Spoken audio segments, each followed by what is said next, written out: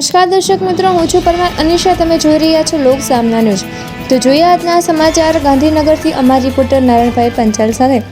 ગાંધીનગર જિલ્લાના કલોલ શહેરમાં આવેલા વર્ષો જૂના શ્રી સતગુરુ કબીર સાહેબ મંદિરે જેઠ સુદ પૂનમના પાવન અવસરે સંત શ્રી કબીર સાહેબની 628મી જન્મજયંતિ ભક્તિભાવ અને શ્રદ્ધાપૂર્વક ઉજવવામાં આવી હતી. આ પ્રસંગે મોટી સંખ્યામાં ભક્તોએ હાજરી આપી હતી. જયંતિ સમારોહ દરમિયાન સાધુ સંતોશ્રીના મુખેથી સંત કબીર સાહેબની જ્ઞાનવાણીનું શ્રવણ કરવામાં આવ્યું હતું. પ્રજાપતિ પરિવાર દ્વારા પધારેલા સંતોનું ફૂલહાર અર્પણ કરી ભેટ પૂજા સાથે સન્માન કરવામાં આવ્યું હતું. આ પ્રસંગે કલોલની આદર્શ હોસ્પિટલ દ્વારા આયુર્વેદિક નિદાન અને સારવાર કેમ્પનું પણ આયોજન કરવામાં આવ્યું હતું, જેમાં ડૉક્ટર ગોપાલભાઈ શાહ, ડૉક્ટર અલ્પેશભાઈ તથા હોસ્પિટલના સ્ટાફે દર્દીઓને આરોગ્ય સેવા પૂરી પાડી હતી.